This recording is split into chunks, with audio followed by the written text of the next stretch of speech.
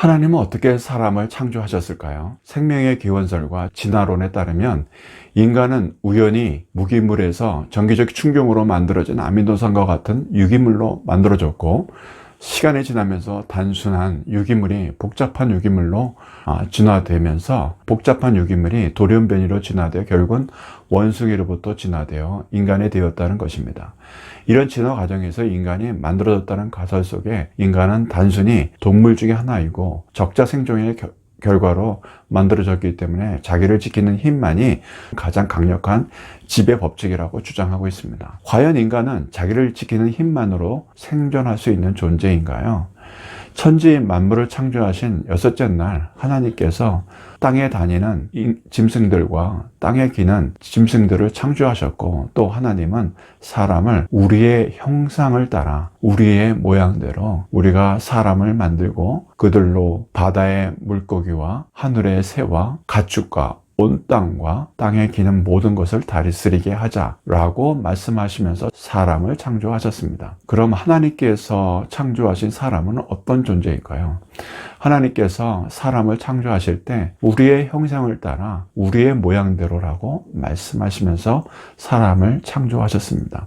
삼위일체 하나님께서 사람을 하나님의 형상처럼, 하나님의 모양처럼 창조하셨다는 의미는 형상이나 모양은 완전히 하나님의 형상과 모양을 닮은 존재라는 사실을 의미합니다. 다른 식물이나 짐승들은 하나님께서 단지 말씀하심으로 창조하셨지만, 사람은 삼위일체 하나님께서 협력하여 자신들의 형상과 모양대로 만든 창조물입니다. 사람이 하나님의 형상대로 창조되었다는 것은 사람의 눈과 귀, 입과 손, 발 등의 몸의 지체들이 하나님의 형상과 모습을 닮았다는 것을 의미합니다. 그러면 하나님의 형상과 모양대로 만들었다는 것의 의미는 무엇일까요?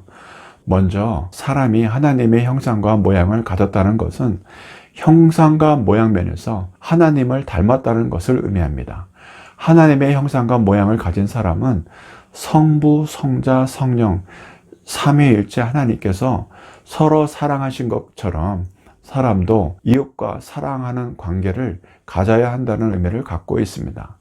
다음으로 인간이 하나님의 형상과 모양 면에서 닮았다는 것은 인간이 자유의지로 자유롭게 살도록 창조하셨다는 것을 의미합니다. 사람은 생각할 수도 있고 자유롭게 선택할 수도 있습니다. 즉, 사람은 하나님의 지적 능력과 자유를 갖고 있다는 것을 의미합니다.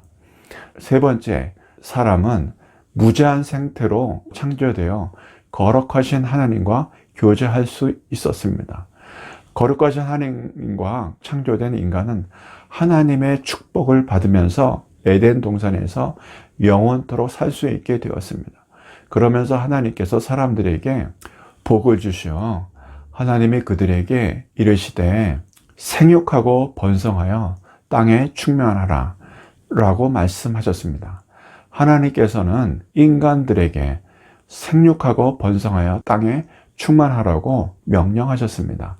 이 말씀에 따르면 하나님께서 사람에게 텅 빈 지구를 인간으로 가득 채워지도록 자녀를 출산하라고 명령하셨습니다. 출산은 하나님의 축복입니다.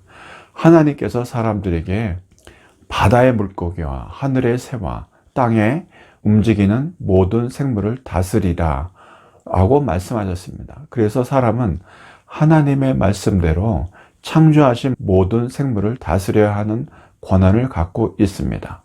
마지막으로 하나님은 인간들이 모든 생물을 다스리는 권한과 함께 노아 홍수 이후 모든 산 동물은 너희의 먹을 것이 될지라 채소같이 내가 이것을 다 너희에게 주노라 라고 말씀하셨습니다.